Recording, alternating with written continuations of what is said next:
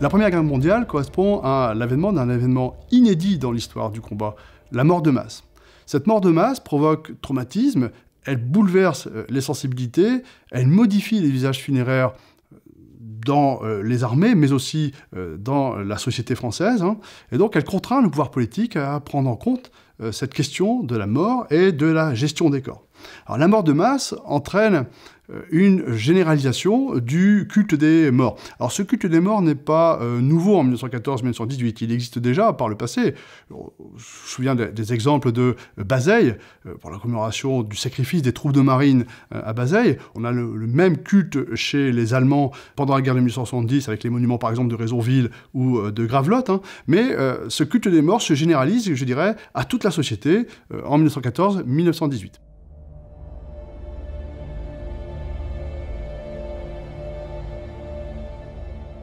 Dès l'année 14, on va essayer de trouver des solutions pour gérer ces morts en masse et aussi pour essayer d'aménager des espaces pour inhumer tous ces soldats tombés au champ d'honneur. Alors, on est en 1914-1918 dans une rupture avec la mort militaire. Pendant la Première Guerre mondiale, on meurt principalement à cause des combats, ce qui n'était pas le cas auparavant dans les opérations militaires.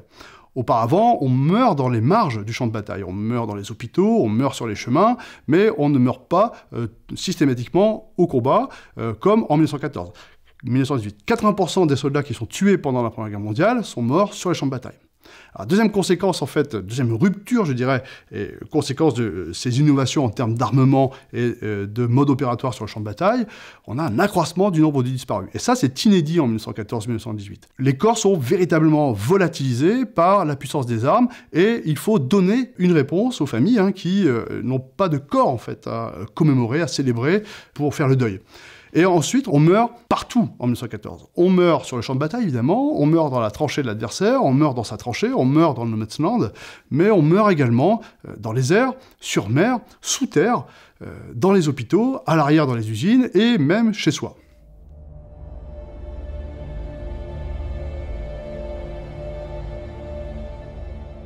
Au début de la Première Guerre mondiale, rien n'est prévu. On inhume en fosse commune, ou parfois on incinère même les corps des soldats tués sur le champ de bataille. Alors très rapidement, il faut évidemment donner une réponse aux familles qui s'inquiètent pour leurs défunts. Donc il y a donc des raisons morales, des raisons sanitaires, mais aussi des raisons symboliques, idéologiques, qui font que le commandement va s'interroger sur cette gestion des soldats tués au combat. Donc il faut évidemment gérer les corps, d'autant plus que la question d'inhumer les hommes en tombe individuelle est possible grâce aux plaques d'identité que tous les soldats portent depuis 1881. Donc on peut dire que dès 1915, la tombe individuelle devient la norme, tant du côté français que du côté allemand et britannique. Alors pas toujours, je dirais, parce que lorsqu'il y a des grandes offensives, il y a évidemment beaucoup de morts, beaucoup de soldats tués sur le champ de bataille, et donc il faut parfois, pour des raisons sanitaires, inhumer de manière très rapide, donc collectivement, des hommes.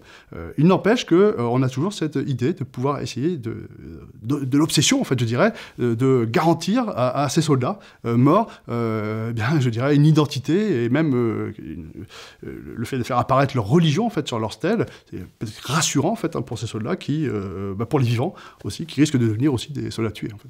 Alors, lorsque le corps est extrait du champ de bataille, pour les hommes qui meurent dans les hôpitaux, dans les ambulances, on peut évidemment aussi là avoir des rites qui accompagnent en fait la mort, donc avec des cérémonies, des offices, donc qui font que progressivement, le champ de bataille et la zone des armées se couvrent de cimetières, de tombes isolées, de cimetières, de sépultures, parfois avec des cimetières qui sont ornementés, avec des croix, des visites aussi, des cimetières qui vivent, puisqu'en fait on a des familles qui vont visiter ces cimetières, on a des camarades qui vont rendre hommage à leurs camarades tués.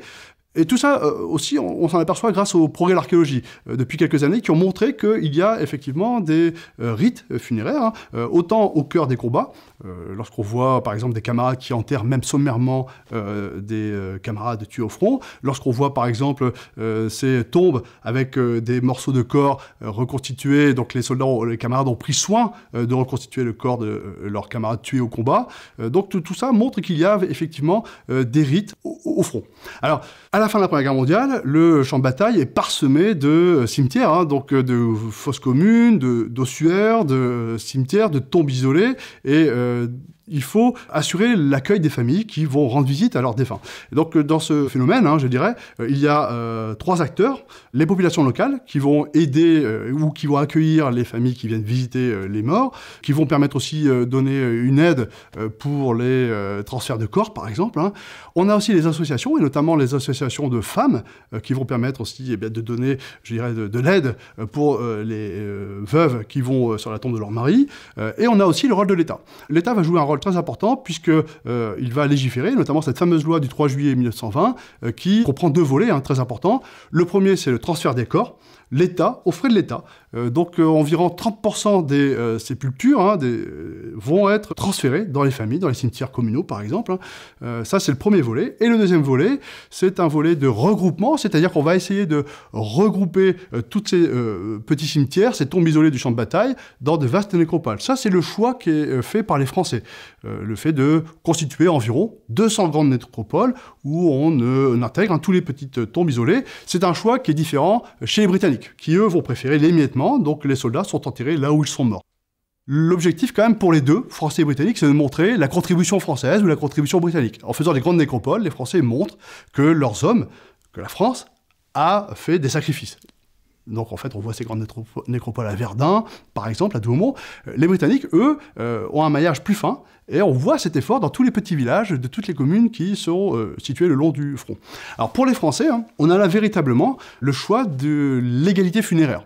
Quand on entre aujourd'hui dans une nécropole nationale, française, ce qui frappe, c'est le fait que toutes les tombes se ressemblent. On ne peut pas distinguer les officiers des soldats, tout au plus on peut distinguer les religions. Par exemple, les tirailleurs sénégalais ou les soldats musulmans qui ont des stèles particulières. Mais sinon, on a fait le choix, en fait, du côté français, de ce que l'on appelle l'égalitarisme funéraire, avec peut-être, je dirais, un aspect figé, quand même, et voire même impersonnel, de ces cimetières et nécropoles militaires françaises.